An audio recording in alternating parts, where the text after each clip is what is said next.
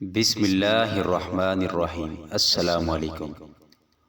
حضرت علی رضی اللہ تعالی عنہ نے فرمایا، دو قسم کے لوگ بہت جلدی مر جاتے ہیں۔ وہ دو لوگ کون سے ہیں؟ ملاحظہ فرمائیے ویڈیو کو مکمل دیکھ کر۔ محترم ناظرین، حضرت علی رضی اللہ تعالی عنہ کی مجلس میں ایک شخص کھڑا ہوا اور کہنے لگا، حضرت میرا ایک سوال ہے۔ حضرت علی رضی اللہ تعالی عنہ نے کہا، بتاؤ کون سا سوال ہے؟ اس نے کہا کہ حضرت مجھے بتایا جائے کہ کون سے لوگ جلدی مر جاتے ہیں اور وہ کون سے لوگ ہیں جو دیر سے مرتے ہیں۔ اور اتنے میں دوسرا شخص کھڑا ہوا اور کہنے لگا، حضرت میرا بھی ایک سوال ہے۔ حضرت علی رضی اللہ تعالی عنہ نے فرمایا، کون سا سوال ہے؟ تو وہ شخص کہنے لگا، اے علی رضی اللہ تعالی عنہ، میری بیوی ہے جو مجھ سے پیار نہیں کرتی بلکہ نفرت کرنے لگ گئی ہے۔ مجھے کچھ ایسی نصیحتیں ارشاد فرمائیں، مجھے کوئی ایسا عمل بتائیں جو میں کر کے اپنی بیوی کی نظروں میں قابل عزت اور قابل احترام بن جاؤں۔ حضرت علی رضی اللہ تعالی عنہ نے ارشاد فرمایا، اس پہلے والے شخص کو مخاطب کر کے جس شخص نے کہا تھا کہ حضرت وہ کون سے لوگ ہیں جو جلدی مر جاتے ہیں اور وہ کون سے لوگ ہیں جو دیر سے مرتے ہیں، کہ دو قسم کے لوگ ہیں جو جلدی مر جاتے ہیں۔ پہلا، وہ لوگ جو غصہ کرتے ہیں۔ حضرت علی رضی اللہ تعالی عنہ نے ارشاد فرمایا، غصہ کرنے والے لوگ دیگر لوگوں کی نسبت سے جلدی مر جاتے ہیں۔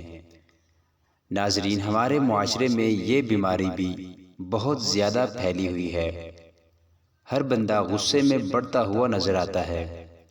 غصہ کرنے والا شخص نہ اللہ تعالیٰ کو پسند ہے، نہ ہی اللہ تعالیٰ کے رسول صلی اللہ علیہ وسلم کو پسند ہے، اور نہ ہی اللہ تعالیٰ کی مخلوق کو پسند ہے۔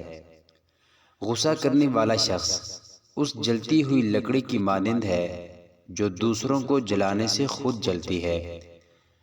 غصہ کرنے والا شخص بے خوابی کا شکار بنا رہتا ہے۔ غصہ کرنے والے شخص کو نیند نہیں آتی۔ غصہ کرنے والا شخص نیند سے محروم رہتا ہے۔ غصہ کرنے والا شخص سکون سے محروم رہتا ہے۔ غصہ کرنے والا چین سے محروم، قرار سے محروم ہو جاتا ہے۔ غصہ کرنے والا شخص پھیپھڑوں اور دل کا مریض بن جاتا ہے، تو اس لیے یہ شخص جلدی مر جاتا ہے۔ ناظرین، غصہ انسان کی شخصیت کا باطنی اظہار ہوتا ہے۔ جب انسان کے مزاج کے خلاف کوئی بات ہو جائے تو اس ناپسندیدہ عمل کے رد عمل میں کیے جانے والے اظہار کو غصہ کہتے ہیں۔ غصہ فطرت کا لازمی جز ہے، لیکن اگر یہ ایک خاص حد سے تجاوز کر کے انسان کو اندرونی اور بیرونی طور پر مصائب میں مبتلا کر دے تو کسی مسترد ماہر نفسیات کے مشورے سے اس کا تدارک ضروری ہے، ورنہ یہ ڈپریشن جیسے امراض کا موجب بن جاتا ہے۔ علامات: غصہ کرنے والے شخص کو ہائی بلڈ پریشر، چہرے کا سرخ ہو جانا، دل کی دھڑکن کا تیز ہونا، تیز تیز سانس لینا وغیرہ۔ ایک شخص نبی کریم صلی اللہ علیہ وسلم سے سوال کرتا ہے، یا رسول اللہ صلی اللہ علیہ وسلم، وہ کون سا عمل ہے جو مجھے اللہ تعالیٰ کے غضب سے محفوظ رکھے گا؟ آپ صلی اللہ علیہ وآلہ وسلم نے فرمایا، تم غصہ نہ کیا کرو، اللہ تعالیٰ بھی تم پر غصہ نہ ہوگا۔ جوانوں، اگر لمبی عمر چاہتے ہو تو سن لو، دوسرا شخص وہ ہے جو ہر وقت، ہر گھڑی، ہر لمحے اپنی نظریں ادھر ادھر پھیرتا رہتا ہے، وہ شخص بھی جلدی مر جاتا ہے۔ جو شخص دنیاوی لذتوں کے پیچھے بھاگتا رہتا ہے، جو بندہ دنیاوی خواہشات کے پیچھے بھاگتا ہے، موت اس کے پیچھے بھاگتی ہے۔ جو بندہ دنیاوی لذتوں کا پیچھا کرتا ہے اور موت اس کا پیچھا کرتی ہے، دوڑتے دوڑتے یہ شخص جیسے ہی دنیاوی لذتوں کے قریب جاتا ہے، نفسانی خواہشات کے قریب جاتا ہے، جیسے ہی لذتوں کو چھونے کی کوشش کرتا ہے، لذت حاصل کرنے کی کوشش کرتا ہے، تو یہ لذت اس بندے کو پکڑ کر موت کے منہ میں لے جاتی ہے۔ لہذا اس طرح کے لوگ بھی جلدی ہی مر جاتے ہیں۔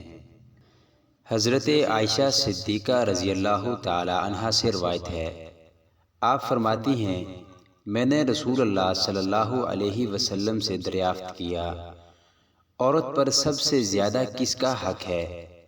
حضور صلی اللہ علیہ وسلم نے ارشاد فرمایا، اس کے شوہر کا۔ پھر میں نے عرض کیا، مرد پر سب سے زیادہ کس کا حق ہے؟ آپ صلی اللہ علیہ وآلہ وسلم نے ارشاد فرمایا، اس کی ماں کا۔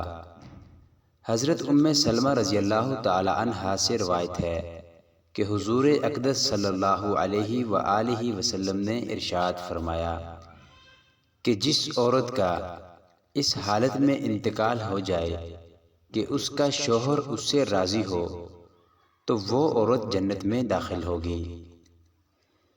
نیز اس بات کو بھی ملحوظ خاطر رکھا جائے کہ جس طرح عورتوں پر مردوں کے حقوق ہیں، بالکل اسی طرح مردوں پر یعنی خاوندوں پر بھی بیویوں کے حقوق ہیں۔ اللہ تعالیٰ ارشاد فرماتے ہیں، اور ان عورتوں کے مردوں پر بھی ویسے ہی حقوق ہیں جس طرح مردوں کے عورتوں پر حقوق ہیں، لیکن مردوں کو ایک درجہ فضیلت دی گئی ہے۔ ناظرین، میاں بیوی کے تعلقات میں میانہ روی اختیار کی جانی چاہیے اور دونوں طرف سے بے جا غصہ اور تلخی نہیں ہونی چاہیے۔ میاں بیوی دونوں کی طرف سے یہ رویہ لمبی اور صحت مند زندگی کا ضامن ہے۔ تمام دوست نماز کا اہتمام لازمی کریں۔ نماز پڑھنا ہر مسلمان مرد اور عورت پر فرض ہے۔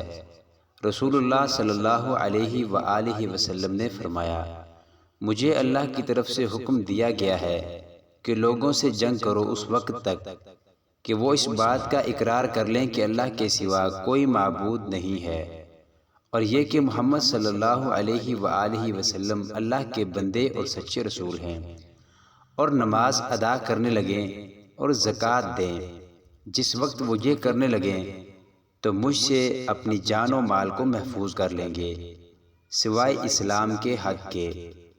رہا ان کے دل کا حال تو ان کا حساب اللہ کے ذمے ہے۔ دعا ہے کہ اللہ تعالیٰ میرا سنانا اور آپ کا سننا اپنی بارگاہ الہی میں قبول اور منظور فرمائے، آمین ثم آمین۔ تمام دوست احباب کمنٹ میں اللہ تعالیٰ کے 99 ناموں میں سے ایک نام ضرور لکھیں۔ شکریہ۔